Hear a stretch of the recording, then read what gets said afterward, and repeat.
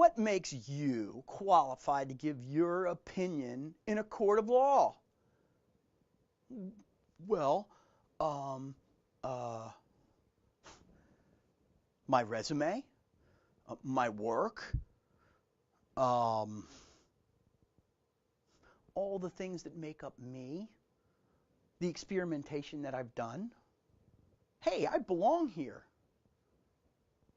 What's going to happen is the defense and the prosecution are going to take a look at your resume, and they're going to use that resume in a positive and negative way. First off, whoever hires you is looking at your resume and saying, will this person be able to represent what we do in a court of law? They may be trying to prove this. And the writings and the experimentation that you have done tend toward this. Suppose they're trying to prove that, and your writings tend toward this way. You're not going to get hired. So they're going to look at your testimony, or they're going to look at your previous testimony and your experience and say, you tend in this direction.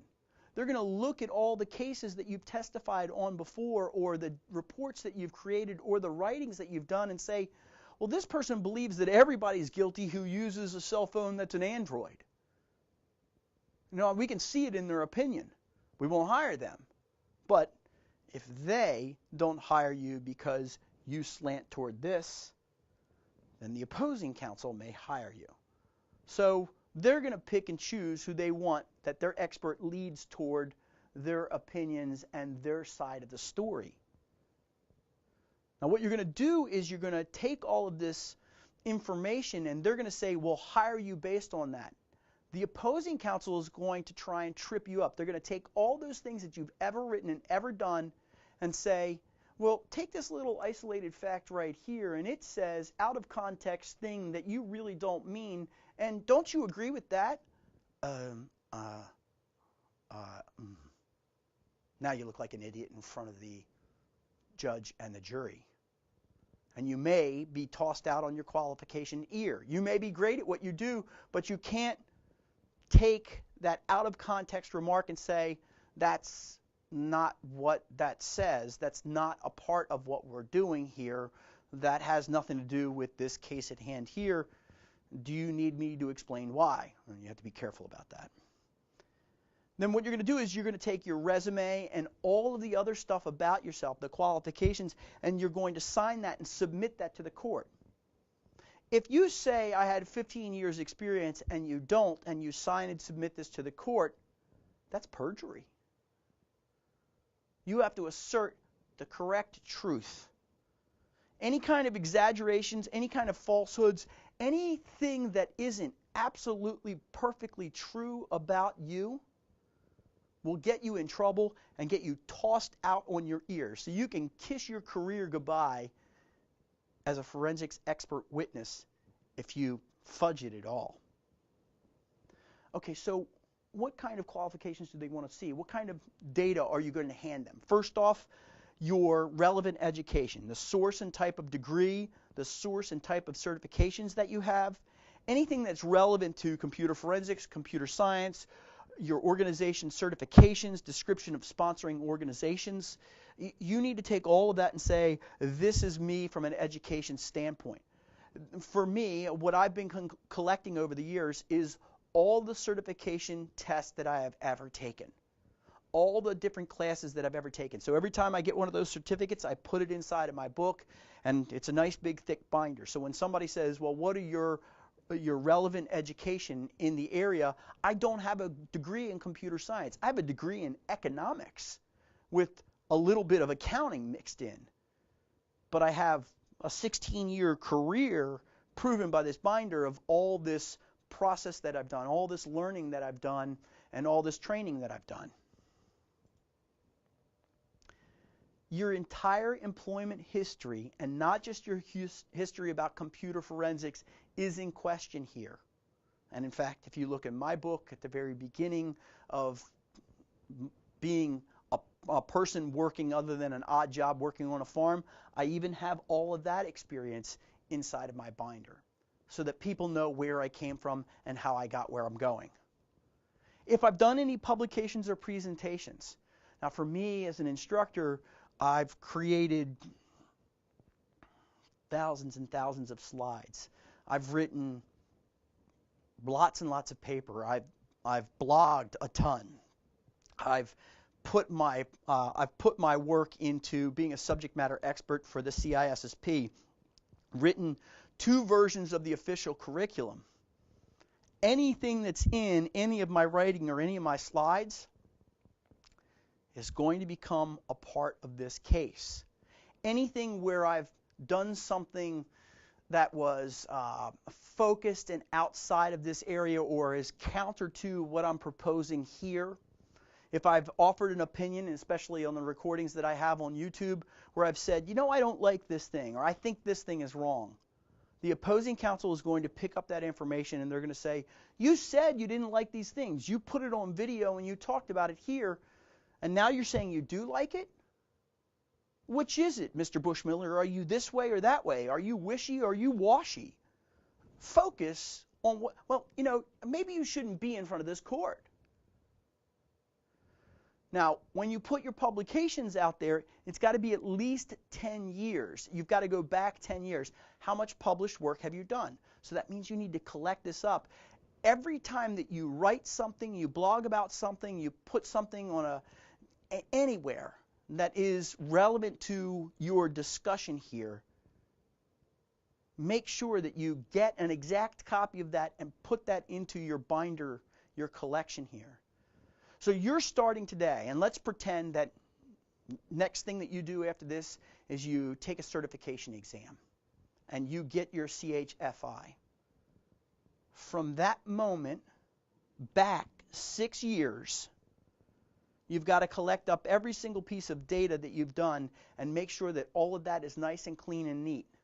And so if there are any falsehoods or issues or problems going back all the way 6 years, make sure you clean up all that stuff today.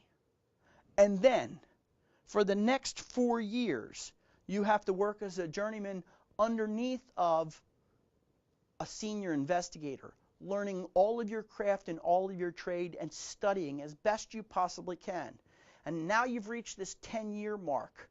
So 6 years back and 4 years forward, you're ready to become an expert witness. You say, well, why should I do all this work? Well, because you can make a lot of money at it. That's what it boils down to. If you're truly an expert, as you're truly a scientist. Now, what will happen is all of this work that you have, this 10 years worth of work, the opposing counsel is going to try and discredit you on it. So make sure that in your publications and the things that you do, be consistent. You may not get this case with this particular counsel, but you may be the person on the other side in this next court case. So you're not going to get every court case that comes up because your opinions are your opinions and you should have them. But those opinions are going to make you hireable if you're consistent about them. So really being an expert witness is all about being methodical for a long period of time. 10 years may seem like a lot, but you know, I've been in this business for 16 years and it feels like the blink of an eye. If you've got any professional associations that you work with or academic honors that you received, put all that information in there. This says, I'm good, I've done this thing, I have value because these people believe in me.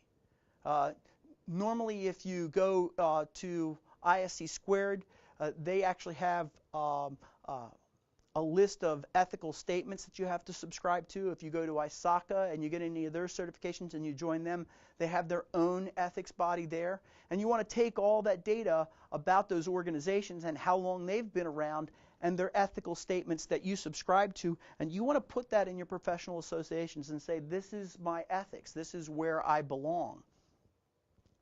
You've got to list all of the cases and depositions, trials that you've done in the last 4 years. That's part of the evidence that you offer to the court whether they decide that you should be an expert witness.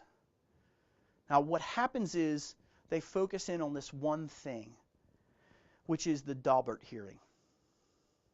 What happens is you take all this all this resume information, all these publications that you have, all the cases that you've worked on. You wrap this up in a nice, neat bundle, and you present to the judge in a separate proceedings in your Daubert hearing all of your acquisition activities that you've ever done, all the verification of the data that you've done, all of the work that you've done, and explain to them your methodologies and that you are qualified to be an expert witness in this case. A perfect example of this is if your acquisition activities have all been centered around mobile phones, you can't be an expert witness on this particular operating system from Microsoft over here. You're not qualified in that area. A focused career on mobile or Windows forensics or Linux forensics or cloud forensics, that focused career then allows you to be an expert at that particular thing, and that's when you're called in to testify in front of the court. That's when you're hired to do it, and that's how you have to proceed. You say, here are all my acquisition activities that I've done. I've done them on mobile forensics I've done mobile forensics for 4 years. Assert that. I've done these verifications of the data using hashing for this period of time, and this is how I did it on phones, and I realized that there are problems with mobile phone forensics because there is a lot of data flowing to and from that particular thing. Explain that. Explain your methodology that you follow in performing your analysis. Now, you've seen in this course, there's one particular slide at one of the ends of one of the presentations about halfway through the course. Go back and look for it. That talks about the different methodologies that are out there. Understand those different methodologies and assert which one is yours and which one that you follow. Now, I've been talking about a book a bunch this week, and that book may be a good tool for you to use, a good process for you to use that will fit in with a career that you're supposed to present to the court so that they can say, or the judge can say, you are qualified to be an expert witness at this trial. And then the counsel that you're working for then gets to pay you a lot of money. And we're going to dig deeper into this in just a minute.